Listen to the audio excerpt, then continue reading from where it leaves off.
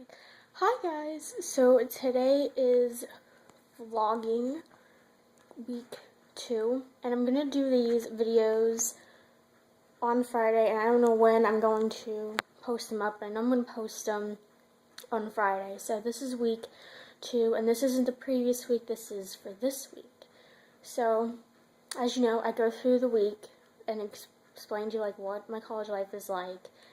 And today I have some favorites that I want to show you. So the first favorite I did is I read, okay, well first of all, I'm a huge fan of the Percy Jackson series, like the ones with like the gods and goddesses, and I think it's just because like I'm a history major, so I kind of like I like the ancient stuff a little better. I like the ancient stuff a little bit better, and I like the European stuff a little bit better.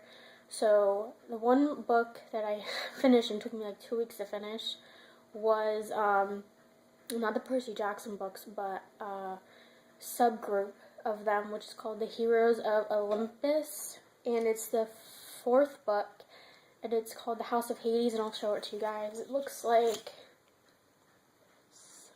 yep, looks like that.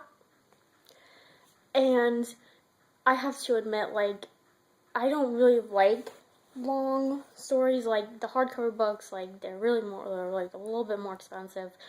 But when I got this, my mom sent it to me, and I think she sent it to me, and I was like, oh my god, like, I can't wait to read this. But the one thing I hate about his books is that you have to wait, like, another year for it to be, like, the next book to come out. And then you get mad because you're like, oh my god, like, then I have to reread that book for the next year. And I just don't like it. But I like it. I mean, like, in the beginning, it kind of, like, talks about what happened previously in the book, the last book. But it's really awesome. And the one thing that is in it was there's, like, a little, like, surprise kind of, like, towards the end, which was shocking me because I did not think that it would, be like that. But if you like myth stuff, I highly recommend this book to you.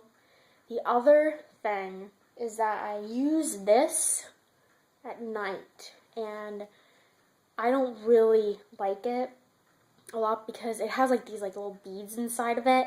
When you put it on your face, it looks really bad because then you like when you put it on the side, all of the little beads get in your hair and it feels so weird. And this stuff kind of smells like iced tea or something for some odd reason. I don't know why, but it just does. But I don't recommend that, and it made me like break out a little bit. So I really just don't like it. But let's go on to my college experience for this week. So this week I had a quiz in my Prob and Stat class, and it was a 2-question quiz, and it was about continuous random variables, and it's for Prob and Stats, if I didn't already say that. And it was a 2-question quiz, and it was about finding like sampling means or something. And I thought, oh, this was going to be easy, but the second question really threw me off, and I just didn't like it. And I was like, oh my god, like, it was going to suck. But I was really okay with it. I think I got the first one right, so I don't know how many points I'm going to get off for the second question. Probably won't be that many, probably like 1 or 2. But those things are really hard to figure out, and they give you a nightmare because you always have to figure out, okay, like, which one do I use? I have the minus one, do I have to subtract 0.5? Like, I don't know. So the other thing is that I withdrew from one of my classes because, as you know, like I told you last week about my philosophy tests, like they're really hard, and you have to get both of them right to get full credit for it. Like, he doesn't give you half credit or everything. And I was like, oh, like, I'm gonna withdraw from this class. But at first I didn't really want to, because I'm like, oh, like, I still had a B, but that's because like he curved everybody's grades. So yeah. So then I was like, you know what? No. So I decided, I was listening to these people in my philosophy class, And they were like, oh, I'm gonna withdraw from it. And I'm like, you know what, I'm gonna do the same thing because I cannot stand that class. And the past couple days in that class, like, I seriously have not understand anything. And it's like, the one day we had to talk about, like, these objections to one of Descartes' reasons why God exists or whatever. And nobody understood them, and everybody asked him these questions. And he's like, oh, blah, blah, blah, like, whatever. So he would go over them, and every time he explained it, he would go into, like, more detail. But, like, it just sucked because it just got more and more confusing. And plus, like, half the time, he just rambles on about, like, random things. And you have, like, people that record his class. And I'm like, why would you record it? I mean, like, you have, like, 50 minutes. Not 50 minutes, but this is exaggeration. Of, like, him talking about, like, shadows or something. And it's like, none of these things go together. And the other thing I want to talk about is there's this one girl in my province class, in my college math class. I'm not going to say her name. And she's a freshman. And she's really, like, I used to, like, it was okay, like, in the beginning, because, like, I can stand most people, but after a while, it just, like, gets to me, because I'm like, I know what you're going to be like now, since we were in a class for how many weeks now. But I don't like her because these past 2 days, she's annoyed me so much. And it wasn't because she, like, annoyed me directly. It was just because she just has this voice. And it sounds like, a Rachel Zoe voice. I don't know if you know who she is or not. Or a Kardashian sounding voice. And that voice is just so annoying. And then, like, she has to, like, she always thinks that she's better than everybody else in that class. And it's just because, like, she, like, wrote all these definitions down or whatever, and she's like, oh, like, I know, blah, blah, blah, like, blah, blah, blah, knows it, and I'm like, oh my god, like, can't you just give somebody else a break? Like, there's people that, we get participation based on, like, these little ticket things, and that's what our participation is made out of, and she'll get, like, 50 of them in, like, one class because she has to answer every question. I'm like, there's, like, 20 people, and, like, not 20 people, like, 24 or 26 people, and she answers, like, every question. And we're like, oh, blah, blah, blah, and everything. And they get it wrong. And she, like, has to make it right. So, like, she has that voice. And she's like, oh, my God. Like, I can't do it like her. But I just don't like her at all. And it's, like, I don't, like, judge a lot of people. But, like, after a while, you kind of can judge those people a little bit. But, yeah, I just really don't like her. And it's, like, all annoying girls, like, I can't stand her all, like, I don't even know who they are, but it's just, like, it doesn't matter to me, because I'm like, I'm not that person, like, I don't care if I know the right answer, like, I'll let other people get the right answer instead of me, because I don't really need the point. I mean, like, I only try to get, like, 1 or 2 points, in a class period, but she gets, like, 10, let's just say she gets 10, and I'm just like, you could have gave somebody else those. But yeah, you had to make people know that you're smart enough to do it. And I'm like, this college math stuff is just like 8th grade math. Like, we're just talking like geometry and stuff, which is like, whatever. And it's kind of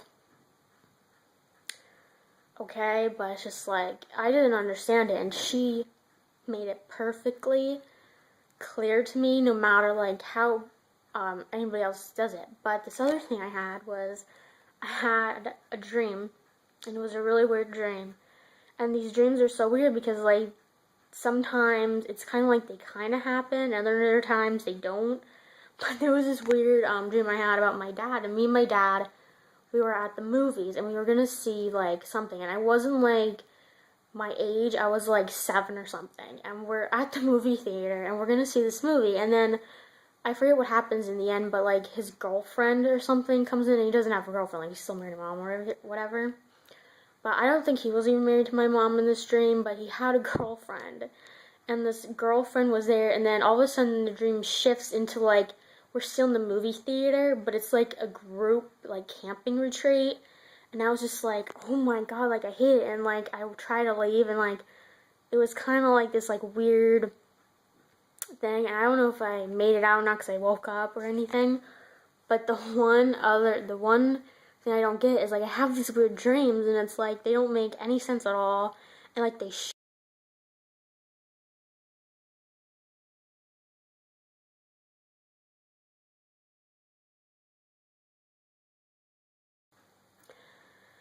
And one more thing is I have this one class, and it's called Death and Dying, and it's basically what it's about, just death and dying, and we talk about like the stages of grief, and we talk about like cultural beliefs about death, like around the world and everything. But the one thing that sucks is that we have to keep this journal, and this journal talks about like our experiences with death, like, you know, people that died and any examples that we might have, and we talk about different things in our journals. We have to talk about like what we learned in that class, and that class is like so boring. Like half the time we talk about stuff we already talked about, and then like the last like 5 minutes of class he has to rush to get through everything. So it really sucks. But it's so boring because like we don't really do anything, and we had these 2 books that we had to read, and we haven't even talked about them yet. It was so bad. I'm like, and I bring them all the time, and I'm like, and I tell myself, I'm like, just wait, like one day that I don't bring them, we're actually gonna talk about them. We have to do, but with this journal, I'm always like, what am I supposed to write in this journal? Because sometimes we don't talk about anything that's like important enough for me to like try to figure out in my journal or whatever.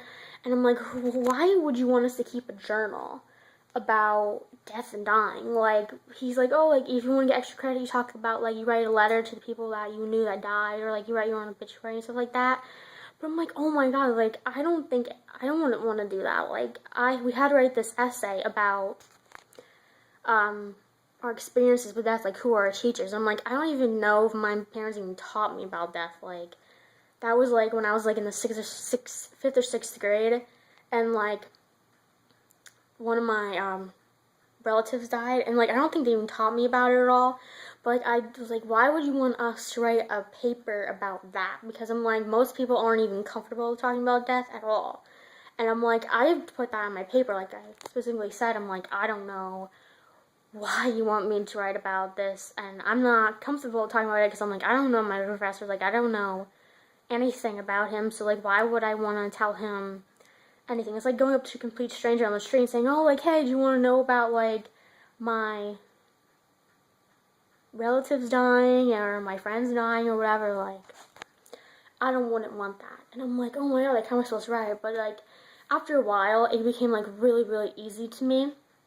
And then in history, now I have history only one day out of the week, and it's a 3-credit course, and it's about, like, the revolution, and then, like, a little bit about, like, stuff that happened after the revolution, but not, like, a really lot.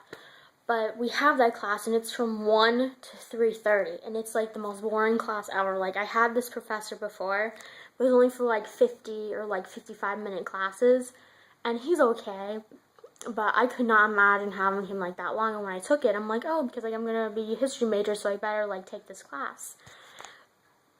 And I was so mad, because, like, I'm like, oh my god, I didn't realize it was, like, that long. And I'm like, because I had, like, a lab before, so, like, the lab was from, like, 1 to 4, and, like, we do, like, our lab and then leave. And it wouldn't be, like, those 3 or 4 hours. And I'm like, oh, well, maybe it'll be like that. Well, no, it's, like, the whole class period. And I'm like, I hate that class now.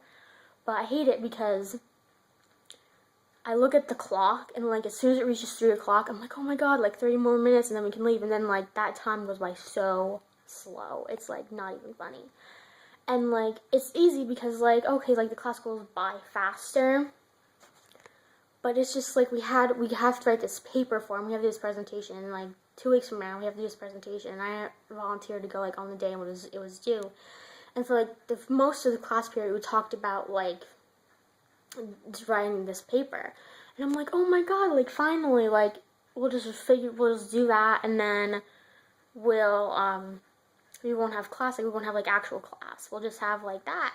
And then he was like, oh, let's talk about whatever. And I'm like, oh my god. And, like, the one thing is that, like, the stuff that we learn, I already learned it from the class I had with him before, like, the, like, history, Survey of American History, Part 1. So everything he says, he said it in, like, the Survey of American History stuff. So I'm like, oh my god. Like, sometimes I just want to ditch that class. And I'm like, I shouldn't, because, like, he's my advisor, and I'm like, I'm not gonna do that. So if you watch this video, wait, I almost forgot one thing. It's like one of my other favorite things is I find these like songs on YouTube, and this one song that I downloaded onto my iPod was really, really good, and it like explains how everybody feels like. And it's called the FML times 2 song, and it's by Christina Maria, and that song is like the best. Like that song, the Karma song she sings, and Our Song Comes On. Those 3 songs are like the best, and I'll try to put a link down below so you can really like listen to it, because that first song, the FML times 2 song, is really, really good. It's like amazing. It like expresses, like if you had a really bad day, you would need to like watch this video because it's like the best ever. So wrap up. I was like, if you're new, subscribe, and if not, you don't have to subscribe, but that's it. So I'll see you next week.